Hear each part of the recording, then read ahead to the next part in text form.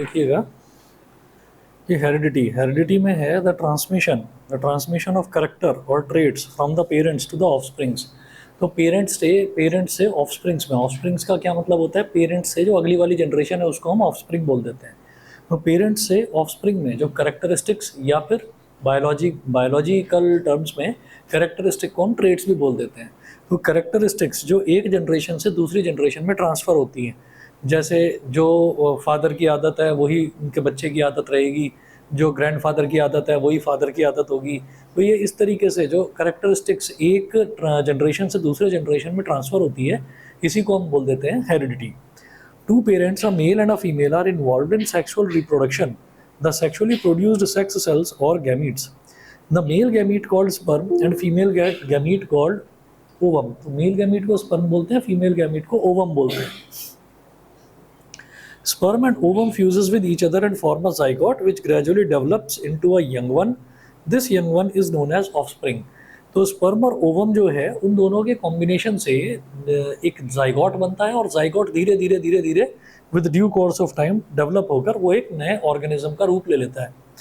अच्छा, अब जब हम इस हेरिडिटरी इन्फॉर्मेशन की बात कर रहे हैं कि हेरिडिटरी इन्फॉर्मेशन वो पेरेंट्स से नेक्स्ट जनरेशन में जाती कैसे है, एक जनरेशन से दूसरी जनरेशन में वो ट्रांसफ़र कैसे होती है, जब हम उसकी बात करेंगे तो उसमें देखिएगा क्या है, the heredity information is present in the sex cells of the parents and these gametes constitutes the link between one generation and the next and pass on the paternal and maternal characteristic or trait to the offspring।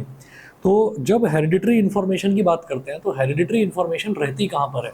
Hereditary information, चलिए mother का तो समझ में आता है कि mother की जो बॉडी है, मदर की बॉडी और जो ऑफस्प्रिंग की बॉडी है, उन दोनों की बॉडी तो अटैच्ड रही है, ठीक है।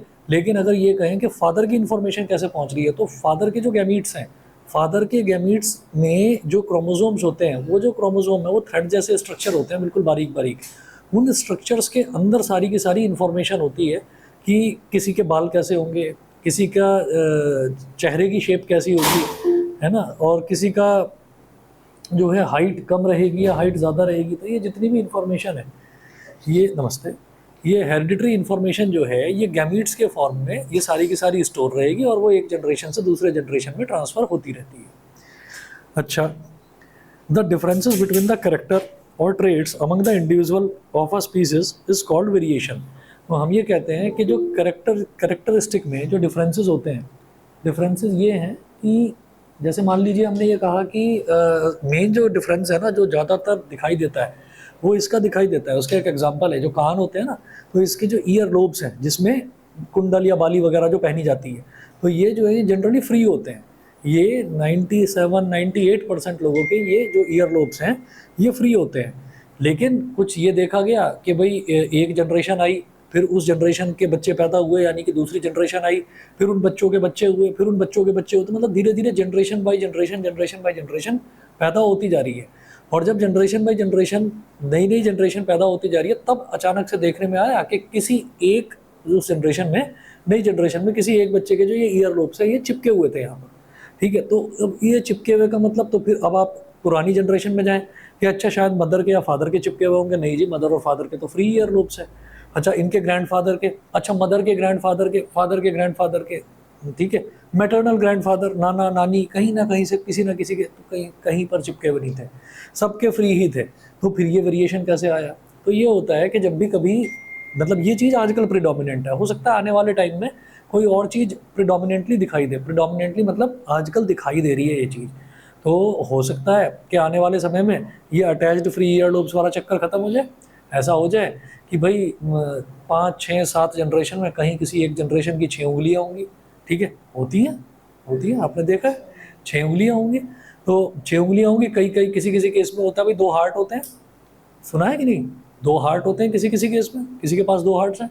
कोई पैदा ही हुआ एक किडनी के साथ में, उसकी दूसरी किडनी ही नहीं है, ठीक है, और फिर भी मस्त जी रहा है, उसको कुछ पता ही नहीं है। पूरी ज़िंदगी बीत गई, एक बार कभी पेट में दर्द हुआ, जब हो गया 40-50 साल का, तब अल्ट्रासाउंड हुआ, तब जाकर पता चला भाई साहब आपकी तो दूसरी किडनी ही नहीं है ना, किसी ने निकाल ली थी क्या? नहीं जी, मैं तो ऐसे ही पैदा हुआ हूँ। कभी कोई दिक्कत क्या? नहीं जी, कोई दिक्कत भी नहीं है। तो ये वेरिएशन है। इस वेरिएशन का मतलब ये नहीं है कि ये कुछ कोई मतलब फॉल्टी पीस पैदा हो गया परिवार में, ऐसा नहीं है। उसका मतलब क्या है कि ये जो वेरिएशन है, ये वेरिएशन एग्जिस्टेंस के लिए बहुत ज़रूरी है। एग्जिस्टेंस समझ रहे हैं? एग्जिस्टेंस का मतलब किसी भी एक जनरेशन के एग्जिस्ट करने के लिए बहुत ज़रूरी है। तो थोड़ा थोड़ा थोड़ा थोड़ा वेरिएशन आता जाता है। अब यही वाला जो चैप्टर है इसमें इवोल्यूशन वाला पोर्शन हट गया है। तो इवोल्यूशन वाले पोर्शन में वेरिएशन का ही नतीजा है जो घरों में छिपकली घूमती है, ये वेरिएशन का नतीजा है। मतलब अगर आप पहले देखें, अगर इवोल्यूशन वाला पोर्शन होता तो हम पढ़ाते उसमें कि छिपकली पहले उड़ा करती थी, छिपकली के पहले पंख हुआ करते थे। अगर आपके पास लखमीर सिंह हो तो आपको लखमीर सिंह में डायग्राम दिखा सकता हूँ कि उसमें लगभग 100-150 मिलियन ईयर्स पहले, नहीं 300 मिलियन ईयर्स पहले क्या हुआ कि छिपकली के पंख हुआ करते थे। फिर पंखों का साइज़ थोड़ा छोटा होता गया, क्यों? क्योंकि छिपकली को उड़ने की ज़रूरत नहीं थी। ठीक है, फॉर एग्जाम्पल अगर कोई इंसान हो और उस इंसान के पंख हो और वो कहने लगे भाई मुझे उड़ने की ज़रूरत ही नहीं है, अब वो अपने पंखों को यूज़ ही ना करे, एक जनरेशन में यूज़ ना करे, अगले जनरेशन में यूज़ ना करे, अगर पंखों को यूज़ ही करना बंद कर दे तो फिर वेरिएशन आना शुरू हो जाता है बॉडी में। वेरिएशन इस सेंस में कि उसके जो वो पंख हैं वो धीरे धीरे ख़त्म होने शुरू हो जाते हैं। एग्जाम्पल के तौर पर किसी इंसान ने चलना बंद कर दिया, चल ही नहीं रहा है, ठीक है, उसको कहीं भी जाना है तो हर चीज़ में पैरों के नीचे कुछ आज मतलब नया ज़माना आ गया कुछ, कि अब तो जूते भी ऐसे आ रहे हैं उनके नीचे व्हील्स हैं, ठीक है, व्हील्स हैं और उसके अंदर मोटर लगी हुई है, कोई ऐसा ज़माना आ गया। एग्जाम्पल के तौर पर बता रहा हूँ कि बस ये आपको कुछ नहीं करना है ना, आपको तो अपने जूतों को चार्ज करना है, जूतों को चार्ज करके पहन लो और बस जूते आपको ले जाएंगे कहीं, आप खड़े हुए हो ऐसे ही आराम से। उसके बाद खड़े हुए हैं, फिर उसके बाद ये हो गया कि भाई अब चलना ही नहीं है, तो 1 साल बीता, 2 साल बीता, ज़िंदगी बीत गई, जनरेशन पैदा हुई, वो अगला जो जनरेशन आई उसने कहा कि यार बाप नहीं चला मैं कैसे चलूँगा, मैं भी नहीं चलता, मेरे को भी वही जूते चाहिए। अब उसने भी वो जूते ले लिए। तो धीरे धीरे धीरे धीरे 4, 5, 6 जनरेशन बाद ये हो जाता है कि बॉडी में जिस चीज़ की ज़रूरत नहीं है ना वो चीज़ फिर बननी बंद हो जाती है। अब आगे जो जनरेशन आई उसके पैर ही नहीं है, पैर ही नहीं है, या पैर हैं तो उनमें जान नहीं है। भाई सर पर बाल हैं, बाल कुछ काम करते हैं, बालों का कुछ काम है, बाल कुछ कहते हैं क्या ऐसे कि नहीं आज आज खाना मैं खाऊंगा, तो बालों ने ही चम्मच उठाकर और जो है वो दही सब्जी वो सब खाना शुरू कर दिया, तो बाल तो डेड है ना। और जब बढ़ जाते हैं, जब बढ़ जाते हैं तो बढ़ जाते हैं तो उनको हम कटवा लेते हैं। तो इसका मतलब क्या है कि धीरे धीरे धीरे धीरे अगर मान लीजिए किसी ने अपने किसी एक ऑर्गन का यूज़ ही करना बंद कर दिया तो वो ऑर्गन जो है वो धीरे धीरे धीरे धीरे लिविंग से नॉन लिविंग की तरफ शिफ्टिंग उसकी हो जाती है। ठीक है, दिस इज कॉल्ड वेरिएशन। तो वेरिएशन बहुत ज़रूरी है, ठीक, वो वेरिएशन बहुत ज़रूरी है। तो अटैच्ड ईयर लोब और फ्री ईयर लोब का एक एग्जांपल एनसीईआरटी में दे रखा है और एक एग्जांपल और दे रखा है।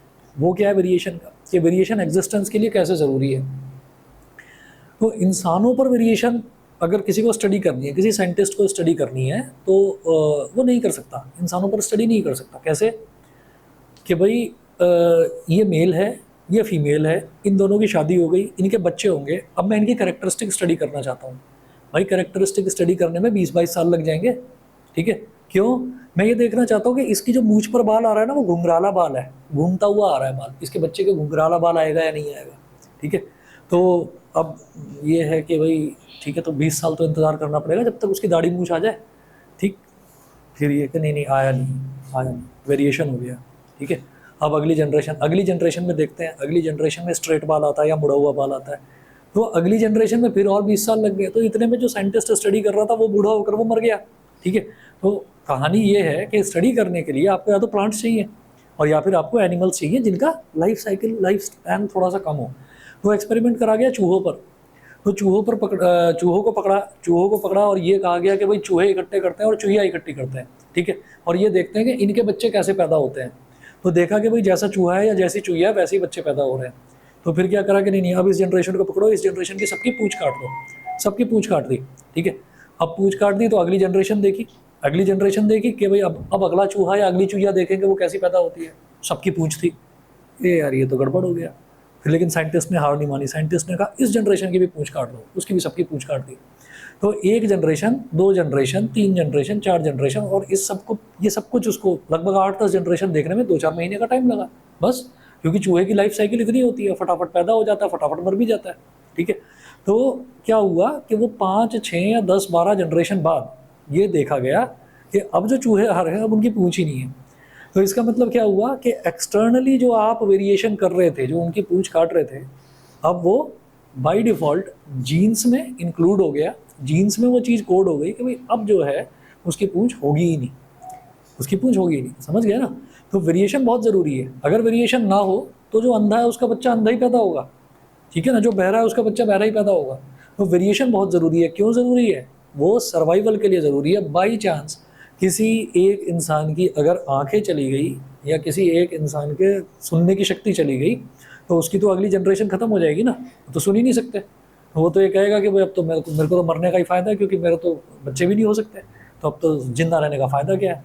ठीक है, तो इस तरीके की बातें हैं। तो इसमें क्या है कि वेरिएशन जो है, इसीलिए ये बोला जाता है कि वेरिएशन जो है this is called mother of survival. तो वेरिएशन बहुत ज़रूरी है। और इसमें यह भी देखा जाता है कि अगर कोई ऐसी जगह से आया है, और इसमें क्लाइमेट का भी फ़र्क पड़ता है, अगर कोई ऐसी जगह से आया है कि जहाँ पर लोगों की ज़्यादा हाइट ही नहीं होती, बहुत कम कम हाइट वाले लोग पैदा होते हैं। फॉर एग्जांपल अगर मान लीजिए हम चाइना की बात कर रहे हैं, वहाँ पर कम हाइट के लोग हैं, और अगर वो लोग ऐसे एरिया में चले जाएं जहाँ पर लोगों की हाइट बहुत ज़्यादा होती है, तो वो भी एनवायरनमेंट जो है, एनवायरनमेंट के चेंजेस को एक्सेप्ट करेगा और उसकी भी हाइट बढ़नी चालू हो जाएगी। और वो चीज़ उसके, हाँ, वो आंखों का भी एग्जांपल लिया जा सकता है। तो ये एक एग्जांपल है, the differences between the characteristics और traits among the individuals of a species. Species एक ही है, मतलब माँ बाप वही हैं, ठीक है।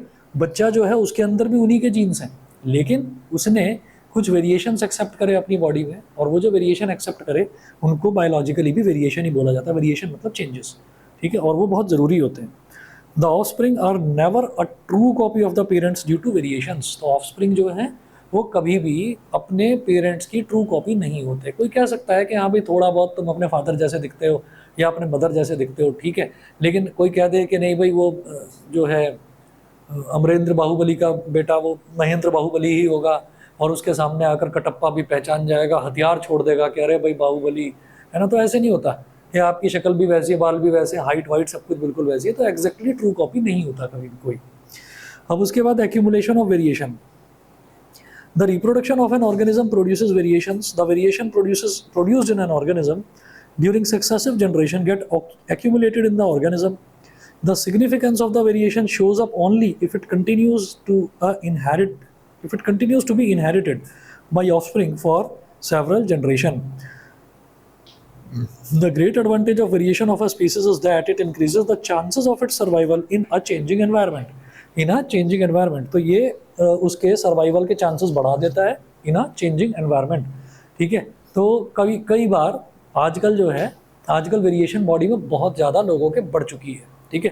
तो कई बार आपने अगर सुना होगा, आपके पेरेंट्स हैं या ग्रैंड पेरेंट्स हैं, वो सब आपको बोलते होंगे यार तुम्हारे अंदर तो कुछ दमखम ही नहीं है, हम तो पता नहीं ये किया करते थे, हम तो ये, तुम्हारा तो तुम जरा सा चलती तो तुम्हें थकान हो जाती है, ठीक है, जरा सी चीज़ों में तो तुम रोना शुरू कर देते हो। हमारे साथ तो सब कुछ मतलब एडवर्स कंडीशन ही थी, फेवरेबल कंडीशंस तो थी ही नहीं, उसके बावजूद भी हमने सब कुछ कर लिया। तो वो चीज़ उनकी हो गई, लेकिन वो दूसरी चीज़ नहीं बताएंगे आपको। दूसरी चीज़ ये है कि लगभग 20, 25, 30, 40 साल पहले लगभग ऐसा भी हुआ करता था कि अगर यहाँ का नॉर्थ का, जो हम यूपी में बैठे हुए हैं, नॉर्थ का आदमी अगर चला गया, वेस्ट बंगाल चला गया या तमिलनाडु चला गया या केरला चला गया, वो 2-4 महीने में थक थका के वापस आ जाता, भाई मैं नहीं रह सकता इस एनवायरनमेंट में, नहीं रह सकता, मैं कब तक इस ह्यूमिडिटी को झेलूँ। मुझे तो अपनी लाइफ में 1 महीने की ह्यूमिडिटी झेलने की आदत है, जो बरसात का सीज़न होता है। यहाँ तो 12 महीने ऐसे ही रहता है ना। मेरे को तो स्वेटर नहीं पहनने को मिल रहा है, यहाँ तो ठंडी नहीं पड़ती है। तो वो पहले लोग परेशान होकर वापस आ जाया करते थे। आज आप देखिए वेरिएशंस इतनी हो चुकी हैं बॉडी के अंदर, इतना अडेप्टेबल हो चुका है, पूरा ग्लोबल एनवायरनमेंट हो चुका है। तो पता चला कि किसी इंसान की जॉब लग गई, चेन्नई में लग गई, तो भाई कंपल्शन समझिए या कुछ भी समझिए, वो 2 महीने 3 महीने क्या, वो कई साल वहाँ पर बिता देता है। और फिर बॉडी इस तरीके से चेंजेस को अडेप्ट करती है, अब उसको नॉर्थ में आना अच्छा नहीं लगता, अब उसको साउथ ही अच्छा लगने लगता है। जो इंसान अमेरिका चला जाता है उसको इंडिया अच्छा नहीं लगता फिर। तो और कई अमेरिकन ऐसे हैं जो इंडिया आ जाते हैं, उनको लगता है कि यार यहाँ तो वेदर चेंजेस बहुत है, मुझे तो बहुत अच्छा लग रहा है ये। तो वो सारी चीज़ें जो हैं ये अडेप्टेबिलिटी को बढ़ाती हैं। अडेप्टेबिलिटी का मतलब है कि आप वेरिएशंस को कितना अपनी बॉडी आपकी एक्सेप्ट कर सकती है। अच्छा, अब हमें जो इस चैप्टर में मेनली करना है, एक तो ये सबसे पहले आपसे इसमें ये पूछा जाता है कि ऑफस्प्रिंग क्या होती है। ऑफस्प्रिंग को हम प्रोजनी भी बोल देते हैं। ऑफस्प्रिंग का मतलब क्या है कि हमारे जो ग्रैंड पेरेंट्स हैं, ग्रैंड पेरेंट्स जो हैं, ग्रैंड पेरेंट्स की वजह से हमारे पेरेंट्स पैदा हुए, ठीक है। तो जो हमारे पेरेंट्स हैं वो हमारे ग्रैंड पेरेंट्स की ऑफस्प्रिंग है या फिर प्रोजनी है, ठीक। तो बायोलॉजिकल टर्म जो होती है ना नेक्स्ट जनरेशन के लिए, that is called progeny. Progeny, PROGENY, progeny, इसको प्रोजनी बोलते हैं। उसके अलावा फिर एक साइंटिस्ट आया ग्रिगोर मेंडल। ग्रिगोर मेंडल मैं लिख देता हूँ इधर। तो ग्रिगोर मेंडल का कैरेक्टरिस्टिक्स को स्टडी करने में बहुत बड़ा योगदान था। ग्रिगोर मेंडल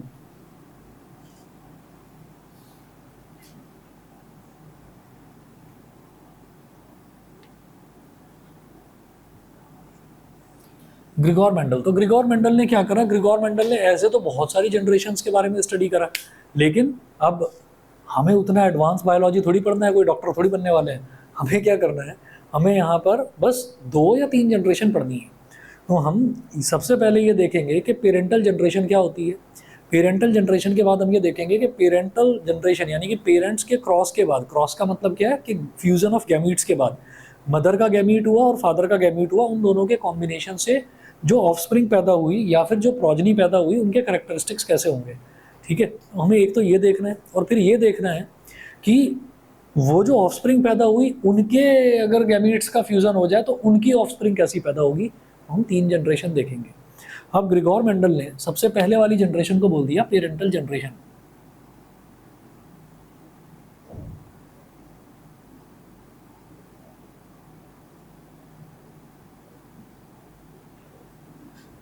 पेरेंटल जनरेशन, अब पेरेंटल जनरेशन की करेक्टरिस्टिक्स, यूँ तो बहुत सारी करेक्टरिस्टिक्स हैं।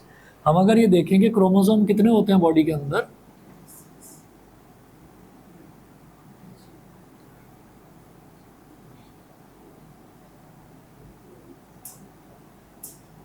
कितने बता रहे हो? 26। गलत ध्यान है, 23 होते हैं और पेयर है ना, तो क्रोमोसोम टोटल 46 हो गए, लेकिन उनका ना पेयर होता है, उनका पेयर होता है। पेयर किस तरीके का है?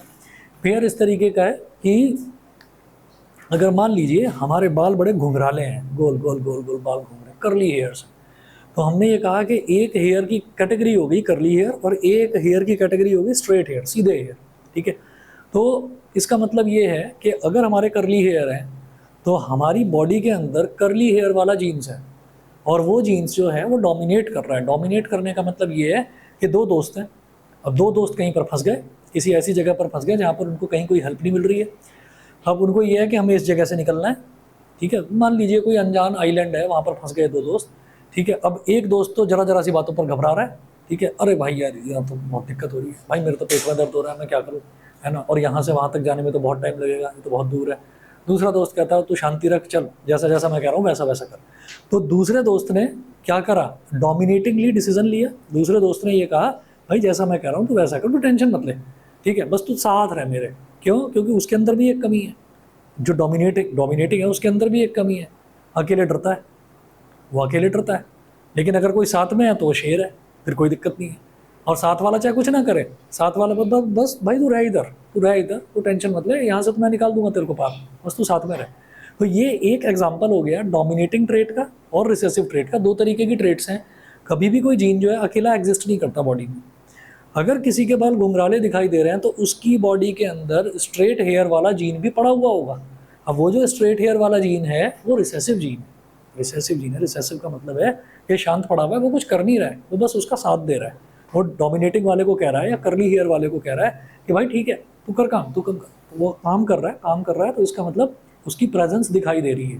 ठीक है, तो अगर हम ये कहते हैं कि कोई एक टीम है और उस टीम में ये कहते हैं भाई इस आदमी ने बहुत अच्छा काम करा, इस आदमी ने बहुत अच्छा काम करा, ये ऐसे कर रहा है, ये ऐसे कर रहा है, तो अकेला वो आदमी काम नहीं कर रहा है। एक्चुअली वो आदमी जो है वो डोमिनेटिंगली काम कर रहा है। डोमिनेटिंगली का मतलब ये है कि वो डिसीजन बहुत अच्छा ले रहा है और उसकी टीम बहुत अच्छा काम कर रही है। तो वो जो टीम है ना, they are called recessive gene, और जो काम कर रहा है that is called dominating gene. 2 तरीके के जीन्स होते हैं, 23 पेयर ऑफ क्रोमोसोम्स हैं, और जो क्रोमोसोम्स हैं, क्रोमोसोम के अंदर जीन्स होते हैं। जीन्स ही हमारा बिहेवियर तय करते हैं। जीन्स से ये पता चलता है कि या तो हमारी आवाज़ हमारे मम्मी जैसी है या हमारी आवाज़ हमारे पापा जैसी है, या दोनों के जैसी नहीं है। तो फिर किसके जैसी है? शायद दादा जैसी है, शायद दादी जैसी है, शायद नाना या नानी जैसी है, और शायद उनके भी पहले वाली किसी जनरेशन जैसी है। जैसे कोई कह देता है ना यार ये तो बेकार की बात है, मैं अपने मम्मी पापा की औलाद हूँ तो मैं अपने मम्मी पापा जैसा ही होऊंगा।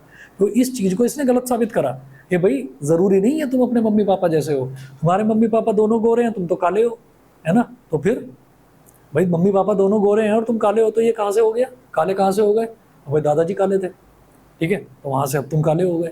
तो इसका मतलब क्या हुआ? इसका मतलब ये हुआ कि जो कलर वाला है, तो जैसे 23 पेयर्स है ना, तो 23 पेयर्स जो हैं उन 23 पेयर्स में क्या हो गया कि कुछ पेयर्स, एक पेयर हो गया बालों के रंग का ब्लैक और ब्राउन, बालों के टेक्सचर का दूसरा पेयर हो गया। तीसरा पेयर आपकी आदतें, ठीक है, आप किसी चीज़ को किस तरीके से कर रहे हैं वो आदतें, ठीक।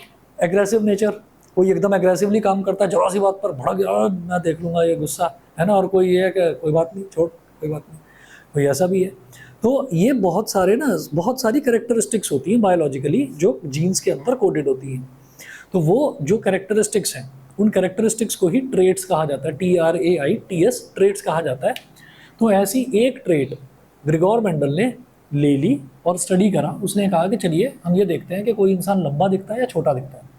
तो उसने कहा कि इंसानों पर इसको करके देखना, उसमें थोड़ा टाइम लग सकता है, तो चलो प्लांट्स में देखते हैं। तो उसने क्या करा, उसने एक लंबा प्लांट ले लिया और एक छोटा प्लांट ले लिया। तो लंबा वाला जो प्लांट है उसका जो जीन्स है, उसके जीन्स ऐसे हो गए कैपिटल T, और जो छोटा वाला प्लांट है उसके जीन्स हो गए कैपिटल T स्मॉल t, और दोनों का क्रॉस करा दिया। क्रॉस कराने का मतलब है इन दोनों के सेक्स सेल्स का फ्यूजन करा दिया। फ्यूजन का मतलब कॉम्बिनेशन करा दिया। तो कैपिटल T स्मॉल t। अब सुनिए, ये कैपिटल T क्या है? हम ये कहते हैं कि क्रोमोसोम्स के अंदर जो जीन्स होते हैं, दो तरीके के होते हैं, आप नोट्स में देख लेना, इनकी डेफिनेशन भी लिखी हुई है। डोमिनेटिंग जीन होता है, उसको बोलते हैं डोमिनेंट जीन, और एक होता है रिसेसिव जीन। डोमिनेटिंग जीन जो है या डोमिनेंट जीन जो है, वो सारे के सारे आपके कैरेक्टरिस्टिक्स को एक्चुअली वही डिसाइड करता है, लेकिन काम कब कर पाएगा? Only in the presence of recessive gene. तो रिसेसिव जीन की इंपॉर्टेंस है। रिसेसिव जीन अगर एग्जिस्ट नहीं करता है तो डोमिनेंट जीन की भी एग्जिस्टेंस खत्म है, वो इसके साथ ही काम कर पाएगा, अकेला वो काम नहीं कर पाएगा। ठीक है, अच्छा। डोमिनेटिंग जीन जो है, तो हमने एक कैरेक्टरिस्टिक देखी, हमने नहीं, ग्रिगोर मेंडल ने कैरेक्टरिस्टिक देखी। कैरेक्टरिस्टिक क्या देखी? टॉलनेस और शॉर्टनेस की। तो टॉलनेस को उसने बोल दिया कि भाई टॉलनेस जो है वो डोमिनेटिंग जीन है। स्टडी करा और देखा कि टॉलनेस डोमिनेटिंग जीन है। तो जो भी डोमिनेटिंग जीन होगा उसको कैपिटल T से रिप्रेजेंट करेंगे, और जो रिसेसिव जीन होगा उसको स्मॉल t से रिप्रेजेंट करेंगे। स्मॉल t है यहाँ पर। तो capital T is for tallness और small t is for dwarfness. Tallness मतलब लंबापन, ड्वार्फनेस मतलब छोटापन।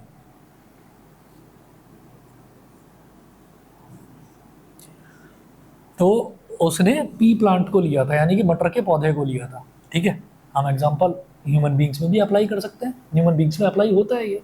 तो हमने कहा कि ये मान लिया कि ये दादाजी हैं और ये मान लिया कि दादी जी हैं। ठीक है, अच्छा। अब दादा दादी जो हैं, दादा दादी की जनरेशन की बात कर रहे हैं, सिर्फ दादा दादी की बात नहीं कर रहे हैं, जनरेशन की बात कर रहे हैं। तो दादाजी, इसमें क्या हो गया, इसमें दादाजी के सारे फ्रेंड्स भी आ गए। ठीक है, अब वो फ्रेंड्स मतलब उनकी जनरेशन के जितने भी मेल्स हैं वो सब आ गए। ठीक है, पूरे कंट्री में क्या, पूरे यूनिवर्स में जितने भी हैं वो सारे आ गए। और जो स्मॉल टी ये दादी हैं, है ना, तो इसमें क्या है कि जितनी भी फीमेल्स हैं वो सारी की सारी आ गई। अब इनके बच्चे पैदा होने शुरू हुए। तो अब वो देखिए, तो ये देखा गया कि इनके जो बच्चे हैं वो सारे लंबे ही हुए।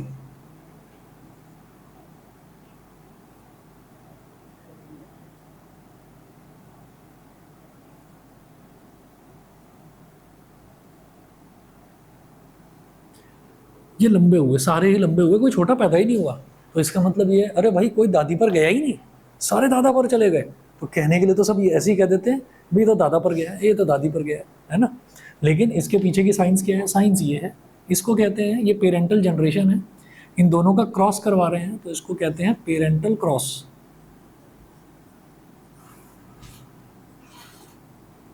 और फिर ये जो जनरेशन आई इसको कहते हैं F1 जनरेशन। F1 generation. अब क्या हुआ कि इनका कॉम्बिनेशन कराकर देखा गया।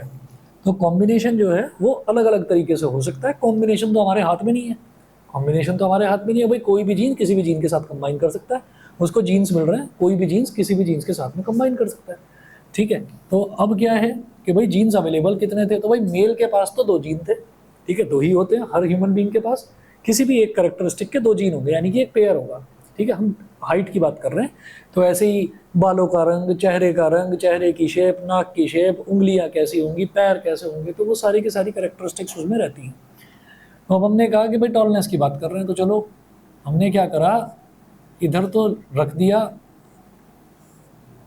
यहाँ नीचे तो रख दिया मेल के जीन्स को और फीमेल के जीन्स को रख दिया ऊपर, ठीक है। अब ये जो है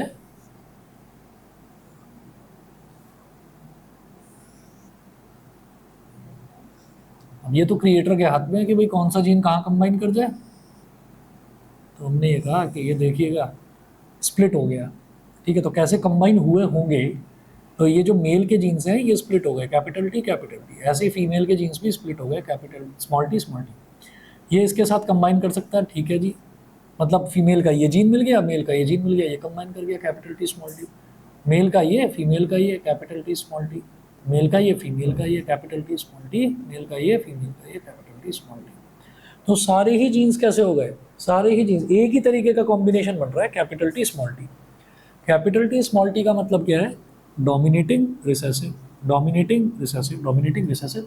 डोमिनेटिंग जीन को, डोमिनेंट जीन को हमेशा कैपिटल लेटर से डिनोट करते हैं, रिसेसिव जीन को हमेशा स्मॉल लेटर से डिनोट करते हैं। तो इसका भी कैपिटल टी स्मॉल टी, इसका भी कैपिटल टी स्मॉल टी। इसका मतलब क्या है भाई, रिसेसिव जीन तो अपनी एग्जिस्टेंस नहीं दिखाएगा, रिसेसिव जीन तो चुपचाप बैठा रहेगा, काम कौन करके दिखाएगा, डोमिनेटिंग जीन। डोमिनेटिंग जीन, तो डोमिनेटिंग जीन है capital T is for tallness. तो इसका मतलब जो इंसान दिखाई देगा वो लंबा दिखाई देगा, ठीक है। तो चाहे मेल चाहे फीमेल जो भी पैदा हुआ सबकी हाइट लंबी लंबी, सब लंबे लंबे पैदा होंगे, ठीक है। तो ये क्या हो गया, ये बन गई F1 जनरेशन, ठीक। ये F1 जनरेशन हो गई। अब F1 जनरेशन का मतलब ये है कि अब इस F1 जनरेशन में जितने भी लाखों करोड़ों अरबों जितने भी लोग पैदा हुए, अब उस जनरेशन के लोगों की तो आपस में शादी होगी भाई, उन्हीं की तो आपस में शादी होगी। तो अब इसमें क्या हुआ कि कोई एक मेल कोई एक फीमेल। तो हमें ये है कि अब जब इस जनरेशन का देखा गया तो इस जनरेशन में ये है कि भाई इस जनरेशन में यही 4 पॉसिबिलिटीज़ हैं। तो किसी भी मेल को उठा लो, किसी भी फीमेल को उठा लो, किसी की भी शादी करा दो, भाई सबके यही जीन्स हैं, अंतर है ही नहीं। तो क्या हुआ कि चलिए भाई अब F1 जनरेशन आई, तो हमने कहा पहली जनरेशन कहलाती है पेरेंटल जनरेशन, उसका क्रॉस हुआ तो F1 जनरेशन आई। अब F1 जनरेशन में से कोई एक मेल ले लिया, कोई एक फीमेल को ले लिया और उनका क्रॉस करा दिया। यहाँ पर लिख रहा हूँ, तो मेल का भी जीन्स का कॉम्बिनेशन, जीन्स के कॉम्बिनेशन को एक टर्म यूज करी जाती है जीनोटाइप। जीनोटाइप, या आपका जीनोटाइप क्या है, ठीक है। तो आपका जीनोटाइप ये है, ये हमारा टॉलनेस वाला जीनोटाइप ये है कि कैपिटल टी स्मॉल टी, ठीक है। हो सकता है कि अगर कोई नॉर्मल जो एवरेज हाइट वाले लोग हैं उनसे थोड़ा सा लंबा है तो ये कहेंगे कि भाई तुम्हारा जीनोटाइप क्या हो सकता है, क्योंकि तुम लंबे हो, तुम लंबे दिखाई दे रहे हो। अब लंबे क्या होता है, वो हर कंट्री का अलग अलग हाइट का रेशो रहता है। तो आप ये देखेंगे कि अगर हम अपने कंट्री की बात करें तो 5 foot 5 inch, 5 foot 5 inch, 5 foot और 6 इंच, ये एक एवरेज हाइट है मेल्स की। अब उसमें अगर कोई 6 फुट का बंदा दिखाई देता है तो ये लगता है कि भाई ये लंबों की कैटेगरी में आ गया, ठीक है। और अगर कोई 5 फुट 5 इंच से नीचे का बंदा दिखाई देता है तो ये छोटों की कैटेगरी में आ गया। 5 फुट 5 इंच मतलब एवरेज हाइट है इसकी। तो अगर कोई लंबों की कैटेगरी में आ रहा है तो भाई उसके अंदर जो है 2 ही तरीके के जीन्स हो सकते हैं, या तो दोनों ही टॉलनेस वाले जीन हो कैपिटल टी, या फिर एक टॉलनेस वाला हो एक शॉर्टनेस वाला हो। तो F1 जनरेशन में सबके पास यही जीन थे, एक टॉलनेस और एक शॉर्टनेस वाला। मतलब बंदा दिखता तो लंबा था लेकिन शॉर्टनेस वाला जीन भी बॉडी के अंदर चुपचाप पड़ा हुआ था, रिसेसिव था। अब वो किस जनरेशन में उभर कर सामने आ जाए ये कहा नहीं जा सकता। अब यहाँ पर देखते हैं,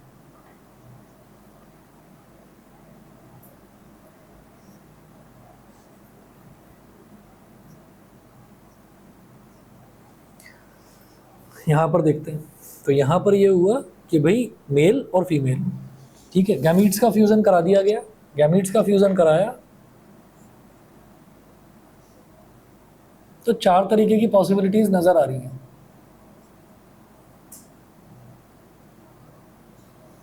तीन पॉसिबिलिटीज में जो ऑफस्प्रिंग है यानी कि जो नेक्स्ट जनरेशन है वो नेक्स्ट जनरेशन लंबी पैदा होगी, और एक पॉसिबिलिटी ये भी है कि छोटी पैदा हो जाएगी। तो ये छोटी पैदा होगी तो इसका मतलब ये नहीं है कि नहीं ये तो जो है ये तो ऐसा हो ही नहीं सकता, ऐसा तो एग्जिस्ट ही नहीं कर सकता, ऐसा तो हो ही नहीं सकता कि भाई मदर फादर दोनों लंबे हैं तो उनके बच्चा छोटा हो गया, ऐसा तो हो ही नहीं सकता, मदर फादर पर ही जाएगा, नहीं, ऐसा नहीं हो सकता। देखिएगा मैं आपको बताता हूँ क्या है, मैं इधर लिख रहा हूँ इसको। यहाँ पर ऐसा हुआ, कॉम्बिनेशन इनका किस तरीके से बना, वही जैसे इधर मेल को डाल दिया था, इधर फीमेल को, तो इधर मेल के जीनोटाइप को लिख दिया कैपिटल टी स्मॉल टी, इधर फीमेल के जीनोटाइप को कैपिटल टी स्मॉल टी।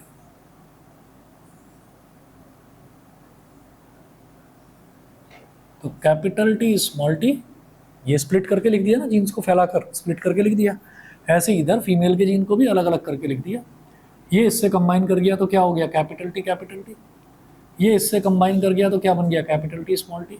ये इससे कंबाइन कर गया तो स्मॉल टी कैपिटल टी, लेकिन मतलब एक स्मॉल है और एक कैपिटल है, लेकिन लिखा जाता है पहले कैपिटल वाला लेटर, तो लिखते हैं कैपिटल टी स्मॉल टी। और ये इससे कंबाइन कर गया तो स्मॉल टी स्मॉल टी। तो स्मॉल टी का मतलब दोनों ही छोटेपन के हैं, तो इसका मतलब अब जो बंदा दिखाई देगा वो छोटा दिखाई देगा। ठीक है, तो ऐसे में ये कह देते हैं कि अगर जीनोटाइप खुला हुआ रखा है सामने, अगर जीनोटाइप रखा है, आप देख सकते हैं जीनोटाइप, अगर देख सकते हैं तो उसमें कहेंगे कि अच्छा ये वाला केस ओके, मम्मी पापा पर नहीं है, मम्मी पापा पर नहीं है। क्यों? क्योंकि मम्मी पापा का जीनोटाइप तो capital T small T capital T small T था। ना मम्मी पर है ना पापा पर है, किस पर है? वो दादा पर है भाई, ये दादा पर है, ये दोनों मम्मी पापा पर है, ठीक है, और ये दादी पर है ना। तो इस वजह से ये कह दिया जाता है कि भाई कई बार आपने घर परिवारों में खूब सुना होगा, ये तो अपने ग्रैंडफादर जैसा है, इसकी हरकतें वही हैं, इसकी आदतें वही हैं, ठीक है। और कई बार आपने सुना ये तो अपनी दादी जैसा है, ये अपने नाना जैसा है, ये अपनी नानी जैसा है, ठीक है। तो वो जो आपकी पैटर्नल जनरेशन है, पैटर्नल जनरेशन से कुछ जीन जो है वो आपके पेरेंट्स में आ गए, और पेरेंट्स के बाद कब आप में आ गए वो आपको नहीं पता, ठीक है। और ये ज़रूरी नहीं है कि हम सिर्फ एक जनरेशन की बात करें, ये कई बार ऐसा होता है कि ये ना एक्यूमुलेट, ये जो है जो जेनेटिक इंफॉर्मेशन है ये एक्यूमुलेट होती चली जाती है, एक्यूमुलेट होती जा रही है, होती जा रही है, होती जा रही है, 10-12 जनरेशन तक, पता चला 13वीं जनरेशन में आकर दिखाई दे गया। अब आपने कहानियाँ सुनी होगी न जाने कितनी, है ना, कि मेवाड़ के राजा थे और यहाँ के राजा थे, वहाँ के राजा, और 7 फुट हाइट थी उनकी, और उनका तो भाला इतना बड़ा था कि 10 लोग उठाते थे, है ना। उनकी तलवार से तो जो है वो एक साथ वो तो घोड़े को भी मार देते थे, और उनका चेतक घोड़ा था वो, मेरी हिस्ट्री उतनी मजबूत नहीं है इसलिए मैं मतलब जो थोड़ी बहुत सुनी सुनाई बातें हैं कि चेतक घोड़ा था, चेतक घोड़ा एक पहाड़ से दूसरे पहाड़ पर। तो अब ये सारी चीज़ें जो हैं ये झूठ थोड़ी हैं, ये सारी चीज़ें सच हैं, ये सारी चीज़ें सच हैं। क्यों भाई, हिस्टोरिकल बुक्स में लिखी हुई हैं तो गलत थोड़ी हो गई, ठीक। तो अब आजकल देखो तो ऐसा थोड़ी है कि उनकी जो जनरेशन है वो ख़त्म हो गई, ऐसा थोड़ी है। आई थिंक महाराणा प्रताप थे, तो महाराणा प्रताप की जनरेशन ख़त्म थोड़ी हो गई, उनकी जो एक जनरेशन आई, दूसरी आई, तीसरी आई, चौथी आई, पांचवी, तो जितनी भी जनरेशन आ रही है उन जनरेशन में कोई महाराणा प्रताप जैसा हुआ ही नहीं। हो सकता 12, 15, 16 जनरेशन के बाद हो जाए कोई ऐसा, हो जाए कोई ऐसा।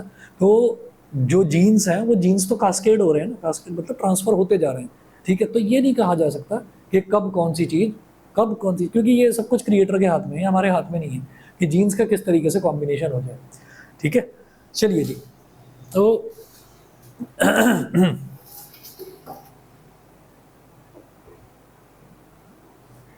आगे चलते हैं।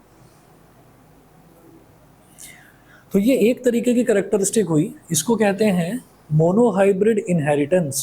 ये जो हमने देखा ना, इसको कहेंगे F2 क्रॉस। ऑनलाइन वाले बच्चे बता दें, मैं यहाँ तक क्लियर है? Lavni, Samiksha, Sparsh, Sukriti, Maulika, sorry F1 cross, okay okay, इसको कहेंगे F1 क्रॉस, और ये बन जाएगी F2 जनरेशन।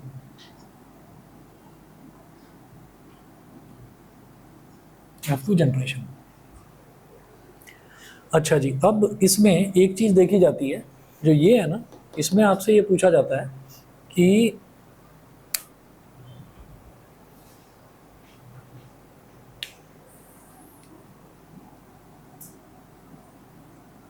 इसमें कहेंगे ऑल टॉल ऑफस्प्रिंग्स,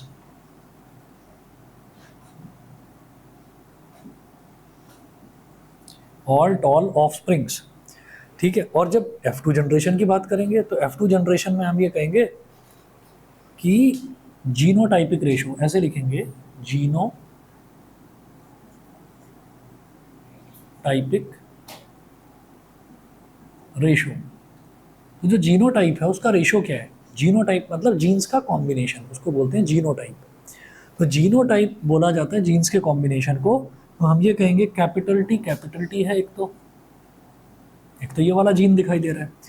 और एक दिख रहा है कैपिटल टी स्मॉल टी, ये दो दिखाई दे रहे हैं तो लिखेंगे capital T small T,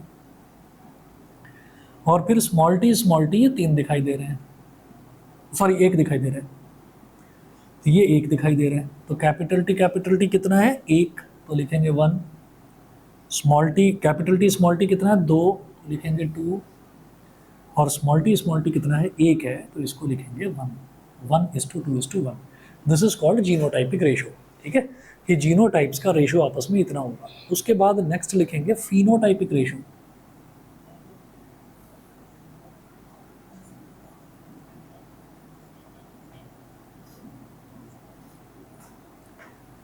phenotype तो दो तरीके की चीज होती है, एक होती है जीनोटाइप। जीनोटाइप तो क्या है कि जीन्स का कॉम्बिनेशन, जीन्स का जो कॉम्बिनेशन है भाई वो हम नहीं देख सकते, वो या तो ब्लड टेस्ट वगैरह से जीन्स वगैरह या डीएनए वगैरह का जो कॉम्बिनेशन जिस तरह से देखा जाता है वो उसमें देखा जा सकता है, वो उसमें देखा जा सकता है, वो ऐसे नहीं देखा जा सकता।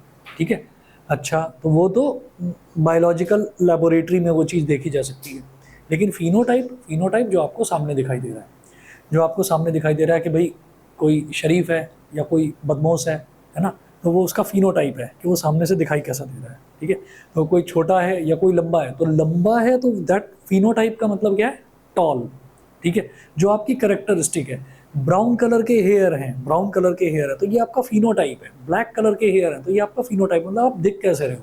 ठीक है, तो फिनोटाइपिक रेशो में आपको क्या दिखाई दे रहा है कि भाई तीन तो टॉल हैं और एक ड्वार्फ है, ड्वार्फ मतलब छोटा, तो आप यहाँ लिखेंगे tallness is to dwarfness, tallness is to dwarfness is equal to 3:1, is equal to 3:1, ये हो गया। ठीक है, दिस इज कॉल्ड, ये वाला जो हमने लॉ देखा पेरेंटल जनरेशन से F1 जनरेशन आई, उसकी हमने ये मैट्रिक्स बनाकर देखी कि क्या क्या कॉम्बिनेशन हो सकते हैं।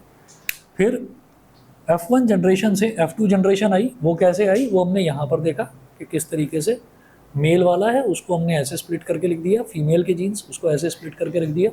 फिर अलग अलग कॉम्बिनेशन देखा, capital T small T, capital T को लिखेंगे कैपिटल टी और स्मॉल टी वो इस तरह से आ गया।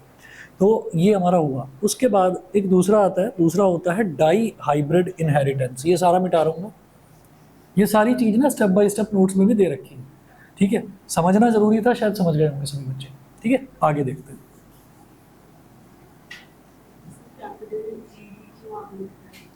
ये लिखने का तरीका है कि मतलब स्मॉल टी को भी आगे लिखा जा सकता है, वो लिखने का तरीका है। कन्वेंशन में जो साइंटिस्ट है, साइंटिस्ट ने ऐसे करके लिखा तो अब सब ऐसे ही लिखते आ रहे हैं।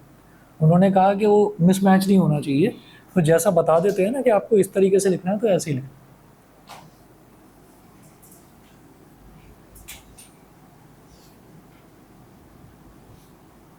मतलब ये सारी चीज़ें ना, इसमें कोई भी कंट्री भी जो है, साइंस एक ऐसा फील्ड है कि साइंस वाले फील्ड में जो देश है ना अलग अलग, वो भी आपस में झगड़ते नहीं है, वॉर नहीं है कहीं पर भी, कहीं पर भी वॉर नहीं है। सबसे पीसफुल जो अगर कोई चीज़ है वो साइंस है, क्योंकि इसमें क्या है कि इसमें एक एंटिटी है उसको सिस्टम इंटरनेशनल बोलते हैं, SI। ठीक है, सिस्टम इंटरनेशनल आपने सुना है ना, SI यूनिट, SI यूनिट में जाकर रजिस्टर कराना होता है, SI जो ऑर्गेनाइजेशन है उसमें जाकर रजिस्टर कराना होता है आपको किसी कोई भी चीज़। फॉर एग्जाम्पल कोई अपने नाम के आगे शर्मा लगाता है, कोई वर्मा लगाता है, कोई सिंह लगाता है। ठीक है, तो ऐसे ही अगर आप देखेंगे कि जो न्यूटन है वो आइजैक, मतलब वो न्यूटन उसका सरनेम था। ठीक है, तो वो उसका सरनेम था, तो उसने अब ये बोल दिया कि अब जो फोर्स है ना, आज के बाद पूरी दुनिया में फोर्स जो स्टडी करी जाएगी मेरे सरनेम के साथ स्टडी करी जाएगी। तो वो जो सब न्यूटन न्यूटन लिखते हैं वो न्यूटन उसका सरनेम है। तो ऐसे ही आप देखेंगे कि मैग्नेटिक फील्ड आगे पढ़ेंगे हेनरी, तो हेनरी उसका सरनेम है। तो इस तरीके से मतलब सब लोगों ने रजिस्टर करा रखी है वहाँ पर चीज़ें, और वो चीज़ें इंटरनेशनली जब तक कोई चैलेंज नहीं करता तो तब तक वो चीज़ें वैसे ही मानी जाती हैं। तो ग्रिगोर मेंडल ने ये चीज़ सजेस्ट करी कि पहले डोमिनेटिंग जीन को लिखो फिर रिसेसिव जीन को लिखो, तो इसको किसी ने चैलेंज नहीं करा, तो सब लोग ऐसे ही एक्सेप्ट करते आ रहे हैं। तो साइंटिस्ट जब आपस में बात भी करते हैं तो वो उसी तरीके की बात करेंगे। अगर उसने एक ने बोला कि नहीं नहीं मैं तो ना ये वाला पैटर्न फॉलो करता हूँ, मैं तो हाइट को इंचेस में ही नापता हूँ, अगला कह रहा है कि नहीं नहीं मैं तो किलोमीटर में नापता हूँ, तो आपकी हाइट तो 0.0001 किलोमीटर है। ठीक है, तो अगर कोई इस तरीके से करने लगे तो साइंटिस्ट ही आपस में एक दूसरे का गला पकड़ देंगे, लड़ने लगेंगे सब। तो इस वजह से सिस्टम इंटरनेशनल में जो चीज़ें फॉलो करी जाती हैं वो उसके हिसाब से है। तो इसलिए ये मत सोचना इसमें कि ये तो एज इट इज़ रटने वाली बात हो गई, क्योंकि ये चीज़ ऐसे रजिस्टर करा दी गई है, तो ऐसे ही पढ़ रहे हैं, सब ऐसे ही पढ़ रहे हैं इस चीज़ को।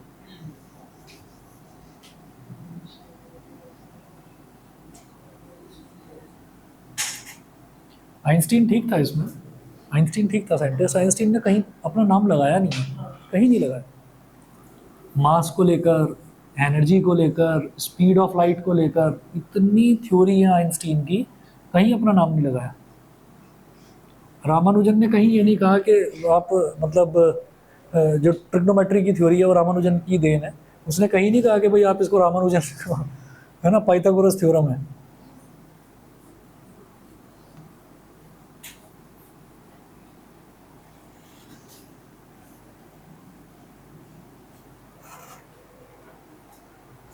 चलिए जी, तो ये हुआ आपका मोनोहाइब्रिड। उसके बाद दूसरा आता है die hybrid.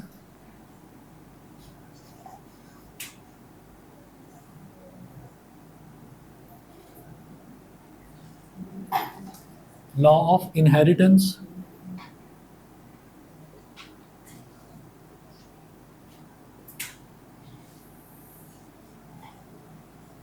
Die hybrid law of inheritance. Dihybrid law में क्या है कि जैसे एक कैरेक्टरिस्टिक आप लेकर चले थे अभी तक टॉलनेस वाली, अब क्या करेंगे, एक साथ दो दो कैरेक्टरिस्टिक को लेकर चलेंगे।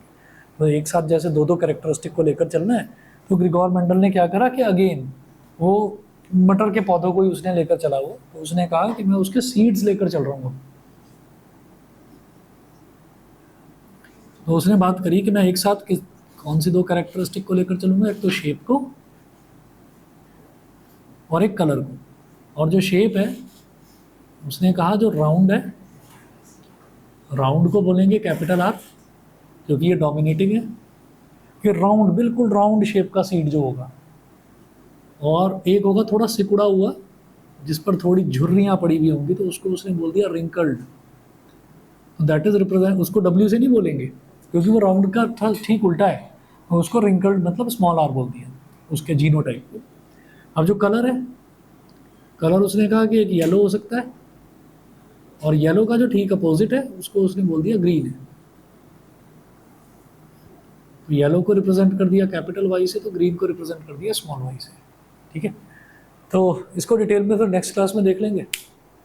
आप लोगों का कल पेपर है, इसका एक वीडियो भेज दूंगा, उसमें करवा रखा है, सारा करवा रखा है ना, वो देख लीजिएगा। ठीक है, चलिए जी, बाकी रेगुलर क्लास में मैं नेक्स्ट क्लास में कंप्लीट करा दूँगा।